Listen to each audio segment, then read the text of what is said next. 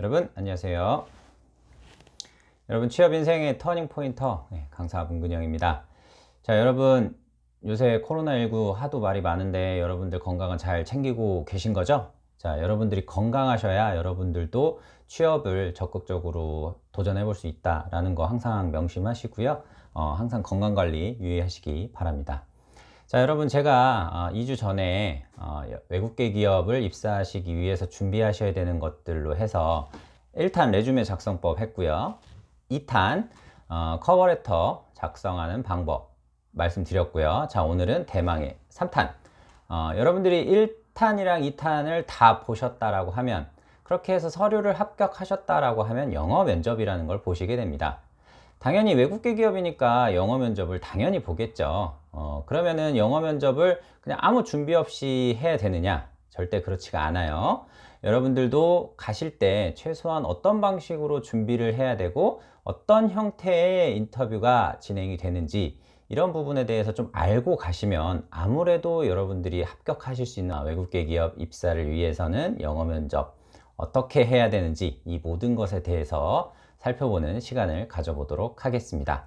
자, 이 영상을 보시기 전에 제가 앞서 말씀드렸었던 1탄 그 레주메 작성하는 방법 있죠. 그 영상 안 보신 분 있으면 지금 빨리 이 위에 클릭하셔서 먼저 보고 오시고요.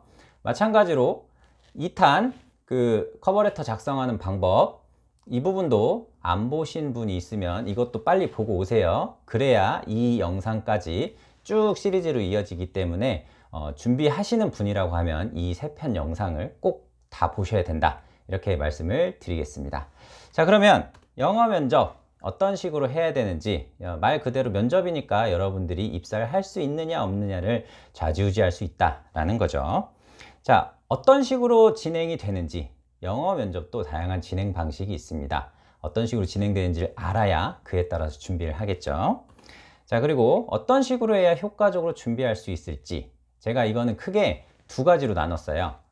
일반적으로 비즈니스 레벨과 네이티브 레벨, 이런 식으로 해서 두 가지로 나눴는데요. 이 부분은 이따가 구체적으로 좀 설명을 해 드리도록 하겠습니다.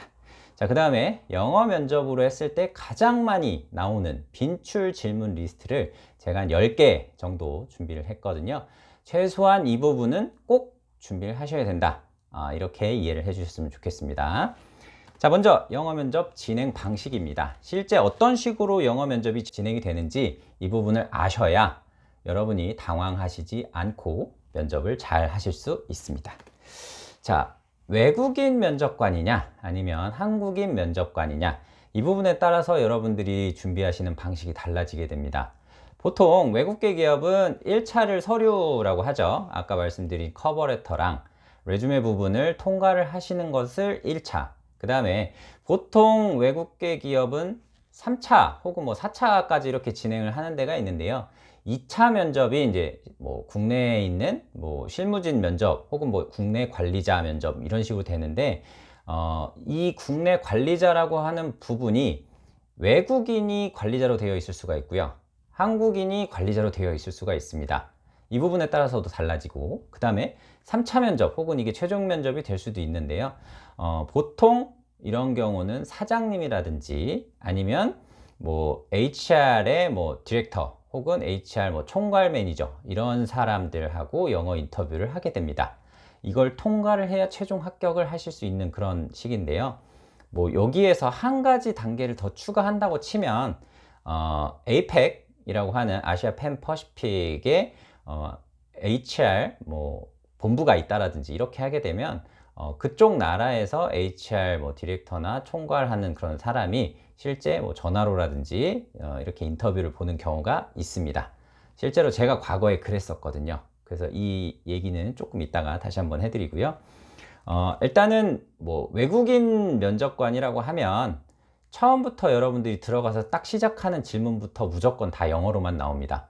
그러니까 좀 난이도가, 준비하셔야 되는 난이도가 조금은 있겠죠. 그만큼 영어 여러분들이 말하는 수준에 있어서도 체크를 많이 하실 거고, 그러면 한국인 면접관보다는 당연히 여러분들이 많은 시간을 들여서 준비를 하셔야 되겠죠.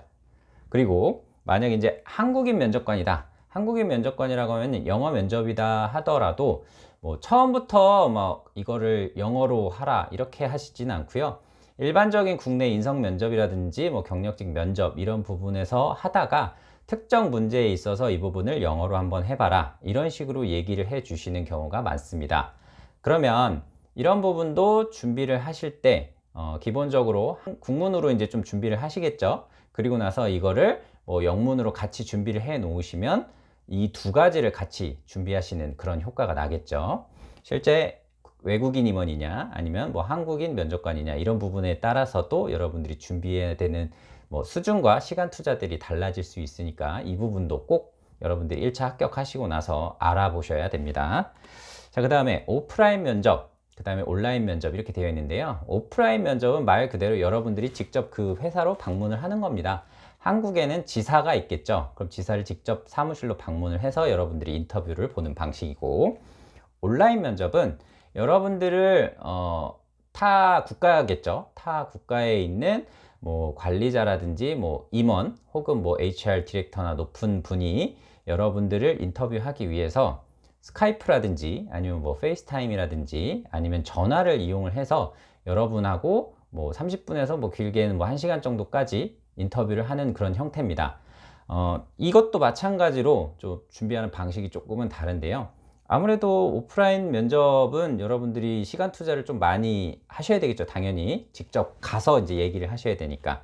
그런데 이제 온라인 면접 같은 경우에는 여러분들이 좀 준비만 잘 해놓으면 잘 넘어갈 수도 있어요. 예를 들면 여러 개의 스크립트 같은 것을 다 준비를 해 놓아서 앞에 준비를 하고 있다라든지 이렇게 하게 되면 전화를 보면서라든지 아니면 뭐 노트북을 통해서 뭐 화상으로 이렇게 한다라고 치면 노트북 화면에다가 그런 부분을 띄워놓고서 뭐 찾아서 대답을 한다거나 뭐 이런 부분도 실제 불가능하지는 않습니다. 옛날에 저도 이제 실제 인터뷰를 볼 때 직접 가서 보는 면접도 있었고 이렇게 전화로 오는 면접도 있었습니다. 부담감은 아무래도 뭐 두 개 다 높기는 한데 뭐 전화로 하는 경우가 조금은 덜했던 것 같기는 해요. 그러니까 여러분들도 실제 오프라인인지 아니면 온라인으로 진행을 하는지 이런 부분도 꼭 확인해 주셨으면 좋겠습니다.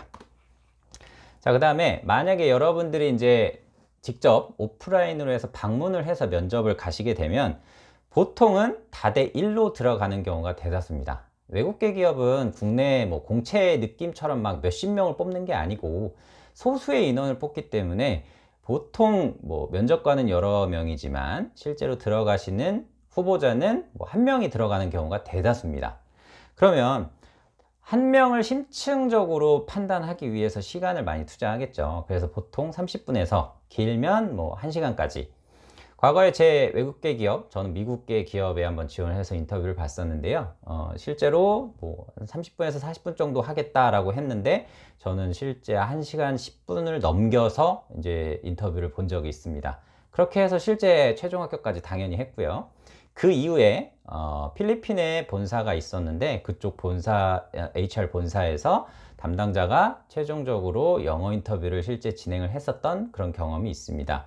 물론 그쪽에서 뭐 최종적으로 국내에서 뽑겠다고 한 사람을 뭐 갑자기 뒤집는다거나 이러는 경우는 거의 없고요. 그냥 영어 능력을 확인할 수 있는 그 정도 부분을 체크하기 위해서 인터뷰를 진행을 했었습니다. 자, 그러면 제가 이제 초반에 말씀드린 그럼 어떤 식으로 준비해야 좀 효과적으로 준비할 수 있을까? 이 부분 말씀드리는데 두 가지가 있다고 했죠. 첫 번째는 그 비즈니스 레벨, 두 번째는 네이티브 레벨 이렇게 두 가지가 있는데 일반적으로 비즈니스 레벨이라고 하면 여러분들이 지금 뭐 업무적으로 이메일 쓰는 거라든지 기본적인 의사표현 하는 거에 있어서는 문제가 없다. 이 정도를 비즈니스 레벨 이렇게 이해를 해주시면 될 것 같고요. 물론 그 비즈니스랑 네이티브 사이에 플루언트라고 해서 레벨이 있기는 한데 저는 오늘 그냥 딱 두 가지로만 이렇게 표현을 했습니다. 자, 네이티브 레벨은 말 그대로 뭐 해외에서 몇 년간 하셨다라든지 아니면 대학교라든지 고등학교를 그쪽 나라에서 나왔다라든지 당연히 자신의 의사를 거침없이 표현할 수 있는 그런 분들을 네이티브 레벨로 표현을 해 보겠습니다.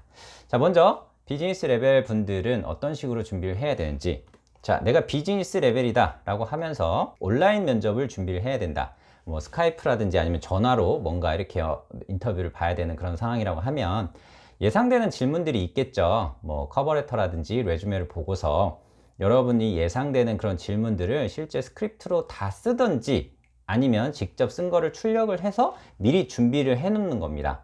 그러면 전화가 왔을 때 그 부분만 딱 찾아가지고 답변을 하시면 크게 문제 없이 온라인 면접을 진행을 하실 수가 있겠죠. 뭐 예상되는 문제 같은 경우라고 하면 뭐 경력직 같은 경우에는 왜 이전 회사를 그만두려고 하고 이쪽 회사에 뭐 지원을 하게 된 이유가 무엇이냐, 뭐 이런 것들이 대표적인 질문 사유가 될 수가 있겠죠. 신입분들 같은 경우에는 뭐 우리 회사에 대해서 뭐 어느 정도를 알고 있냐, 뭐 이런 식으로 질문들이 나올 수가 있겠죠. 자, 그 다음에 오프라인 면접 같은 경우에는 좀 다릅니다. 오프라인 면접 같은 경우에는 실제로 가서 하셔야 되기 때문에 스크립트를 뭔가 갖고 가서 하신다거나 이런 부분은 절대 불가능하십니다. 그렇기 때문에 내가 사전에 레주메랑 커버레터를 좀 보시고 예상되는 질문이 있을 것이며 그걸 토대로 해서 답변을 작성을 하시는데, 이거를 쭉 다 여러분들이 타이핑을 하시든 직접 쓰시든 이렇게 해서 준비를 하시는데, 몇 가지 키워드 위주로 좀 암기를 해 두시면 나중에 여러분이 현장 가서 인터뷰를 하는 데 있어서 좀 도움이 되십니다. 키워드라 하면 왜 지원하려고 하냐라고 하면 내가 이 직무를 잘하기 때문에 excellent 퍼포먼스라든지 뭐 이런 식으로 해서 키워드를 기억을 하셔서 가시는 걸 추천을 해 드립니다. 실제 키워드로 해서 여러분들이 영어 면접을 준비를 하면 생각보다 기억이 잘 나요. 그러니까 여러분이 비즈니스 레벨이라고 하고 오프라인 면접을 가셔야 된다라고 하면 이런 방식으로 한 번씩은 써보시고 키워드로 외우시면 확실히 면접 준비에 있어서는 도움이 되신다, 이렇게 말씀을 드릴 수 있습니다. 자, 마찬가지로 국내 인성 면접이라든지 일반 면접 절차랑 이 부분도 공통적인 부분이 있는데요. 당연히 모든 질문에 대해서는 두 갈씩, 왜냐, 그 사람들도 마찬가지로 시간을 정해놓고 하는 거기 때문에 여러분이 맨 뒤에다가 막 주저주저 하고 맨 뒤에다가 주제를 얘기하게 되면 이 사람들도 뭐가 뭔 내용인지 잘 이해를 못할 수가 있어요. 그렇기 때문에 최대한 여러분은 두 갈씩으로 답변을 시작을 하셔야 된다라는 거고요. 그리고 비즈니스 레벨이시기 때문에 어려운 단어를 쓰시려고 하시면 안 돼요. 최대한 쉬운 단어들로만 구성을 하시고, 문장 길이 자체도 전체적으로 너무 길게 하지 마시고 최대한 짧은 문장으로 해서, 제가 말씀드리는 길이는 뭐 실제 3줄에서 5줄 이내, 이 안에 답변이 완료될 수 있게끔 그렇게 해 주시고요. 주로 답변을 하실 때는 내가 업무와 관련된 그런 경력과 연관될 수 있는 부분들을 좀 강조해서 얘기하시면 아무래도 도움이 많이 되신다, 이렇게 말씀드릴 수 있겠습니다. 자, 그 다음에 네이티브 레벨입니다. 말 그대로 유창하게 영어를 마음대로 내가 생각하는 대로 얘기할 수 있는 그런 사람인데요. 이 사람들은 모든 영어 면접입니다. 온라인이든 오프라인이든 크게 상관하지 말고, 서류, 제가 말씀드린 서류는 당연히 레주메랑 커버레터겠죠. 그 서류를 기반으로 예상되는 질문이라든지 답변을 마찬가지입니다. 써보기는 하셔야 돼요. 컴퓨터로 타이핑을 하시든 아니면 직접 쓰시든 해서 전체적으로 계속 이걸 반복해서 좀 읽어서 내가 머릿속에 이 질문이 나왔을 때는 이렇게 대답해야지, 이 정도 감은 충분히 갖고 가셔야 된다, 이렇게 말씀을 드리고, 그 다음에 이분들은 바로 시뮬레이션을 계속 해보셔야 돼요. 모의 영어 면접을 계속해서 상대방으로부터 뭐 피드백을 받은 것은 반드시 바로 개선을 하실 수 있게끔 그렇게 연습을 해 주셔야 됩니다. 이 모의 영어 면접을 해보시는 것과 안 해보시는 거의 차이가 의외로 크게 나타날 수 있거든요.